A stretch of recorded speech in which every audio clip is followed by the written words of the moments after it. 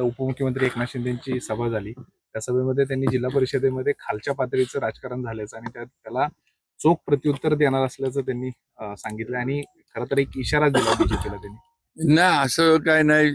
आम्ही शेवटी आम्ही सगळे एकत्र काम करतोय आणि मागे पण आम्ही म्हटलं की जे जिल्हा परिषदला झालं हे स्थानिक राजकारण होतं, त्या राज्याच्या याच्यामध्ये किंवा त्याचा विषय नव्हता.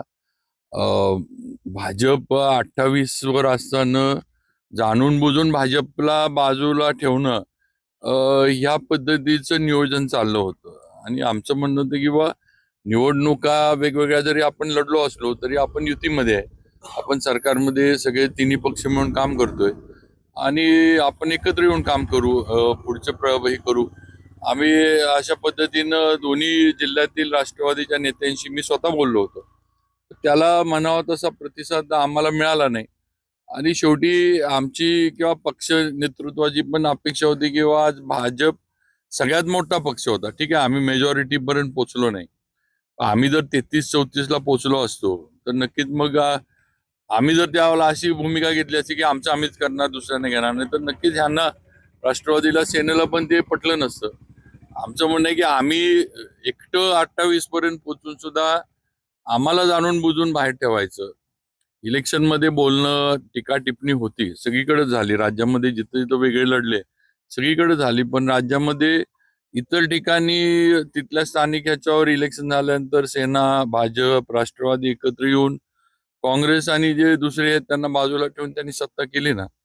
आज रायगडचं उदाहरण घ्या, आपल्यापेक्षा टोकाची भांडणं रायगडमध्ये तटकरे साहेब, आपले भरत शेठ, महेंद्र दळवी, थोरवे, या सगळ्या आमदारांची टोकाची, आपल्यापेक्षा टोकाची टीका टिप्पणी आणि पण तरी तिन्ही पक्षांनी मिळून रायगडची जिल्हा परिषद स्थापन केली. इथं तर आपलं एवढं तर काही टोकाचं झालं नव्हतं, ठीक आहे, टीका टिप्पणी बोलणं, कुठेतरी एखादं स्टेटमेंट वगैरे झालं असेल, पण असं असताना पण हे नाही. आणि शेवटी हा जिल्ह्याचा विषय होता, त्यामुळं शिंदेसाहेब आमचे नेते आहेत, मुख्यमंत्री म्हणून त्यांच्या नेतृत्वाखाली आम्ही आमदार म्हणून काम केलंय. आता तर ते आमचे उपमुख्यमंत्री आहेत आपल्या युतीचे, आणि त्यांचं नेतृत्व आपल्याला जिल्ह्याचं नेतृत्व आहे हे पण आम्हाला मान्य आहे. पण हा इथला विषय होता आणि मला वाटतं आता बऱ्यापैकी तो विषय संपलेला आहे. त्यात काय आता हे होईल किंवा त्याच्यातनं काय पुढे होईल, आता सगळ्यांनी मिळून चांगलं काम करू, एवढाच विषय. राष्ट्रवादी आणि शिवसेनेमध्ये वाद वाढलेला आहे. महेश शिंदेचा कल भाजपमध्ये येत असल्याचं दिसतं. ते आता बघा, मी नाही आता ते सेनेचा त्यांचा विषय आहे. तुम्हाला ते महेश शिंदे आणि जिल्ह्यातील सेनेच्या पदाधिकाऱ्यांकडूनच त्याच्यावर माहिती मिळू शकेल.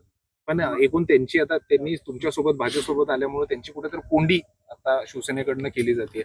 जयकुमार गोरेंनी मात्र त्यांना म्हणाले की बाबा आम्ही त्यांना जी काय पाहिजे ती साथ देऊ. तुमचं काय? नाही, प्रियाताई ह्या पहिल्यापासून भाजपच्या पदाधिकारीच आहेत. त्या जिल्हा कार्यकारिणीवर होत्या, नंतर त्या जिल्हा परिषद त्यांनी भाजपच्या उमेदवारीवर लढवली, निवडून आल्या आणि आम्ही त्यांचं नाव भाजपच्या म्हणून आम्ही त्यांचं नाव पुढे केलं. त्यामुळे आम्ही काय सेनेचं कुठं काय हे करून फोडून केलं असं नाही होत. आम्ही आमच्या ज्या भाजपच्या होत्या त्यांचं नाव पुढे केलं. 2 सदस्य फुटलेच, आपण कोरेगावचे 2 सदस्य फुटल्यानंतरच हे त्यांच्याबद्दलचा रोष पण शेवटी कसं आहे, हो, एक लक्षात घ्या, ते सेनेचे किंवा राष्ट्रवादीचे जे आले आमच्या बरोबर, शेवटी आमचं म्हणणं येत नाही की बाबा त्यांना तुमच्या बरोबर किंवा तुमच्या विचारावर तुम्ही त्यांना सांभाळू शकला नाही असं त्यातले. आम्ही कुठं त्यांच्या मागे लागलो किंवा त्यांना हे करून आणलं असं आहे ना. आगामी निवडणुकांमध्ये शिवसेना आणि राष्ट्रवादीला बीजेपीचा धोका वाटतो, म्हणून बीजेपीला नाही, असं काय ना. आज राज्यसभा सगळ्यांनी मिळून हे केली, तर विधान परिषद आहे आपल्या जिल्ह्यामध्ये. नाही, असं काय नाही. आता आम्हाला तर काय राष्ट्रवादी आणि सेनेचा धोका नाही वाटत. आमचे मित्र पक्ष, त्यांना आमच्याबद्दल अशी का भीती वाटते ते त्यांना विचारलं, वाटत असली तर. पण मला नाही वाटत. आमचे पालकमंत्री एकदम ताकदीचे आहेत, शंभूराजांच्या नेतृत्वाखाली जिल्ह्याचं काम चाललंय आणि आमचा पालकमंत्र्यांवर नक्की विश्वास आहे. मिठी मारली नाही, फक्त मिठी मारू शकतो असं म्हणाला होतं. नाही, मी म्हटलं आमची तयारी आहे. त्यांनी म्हणजे थोडं त्यावेळेला जरा अंतरावर ठेवलं. एनसीआरटीचा जो आठवीचं पुस्तक आहे त्याच्यामधून मराठा साम्राज्याचा विस्तार दाखवणारा नकाशा आहे तो वगळलाय आणि त्याच्या प्रतिक्रिया पण वृषाली राजे यांनी बाहेर सुद्धा येतात. त्याच्यावर 24 तारखेला तुमचं- मोर्चा काढलाय. नाही, शासनाकडनं त्याच्यावरची जी आहे ती मुख्यमंत्री वगैरे यांनी केलेली आहे. त्यामुळं त्याच्यावर निर्णय नक्की होईल. कारण हा विषय मुख्यमंत्र्यांच्या पण पर्यंत पोहोचलेला आहे आणि मराठा साम्राज्य किंवा छत्रपतींच्या ह्याच्याबद्दल देवेंद्रजी फडणवीस हे 100% संवेदनशील आहेत.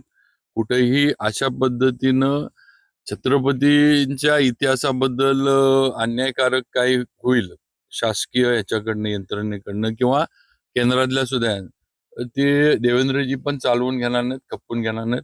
त्याच्यामध्ये योग्य निर्णय नक्की होईल. आयटी पार्क शिवसेनेनं आणला असं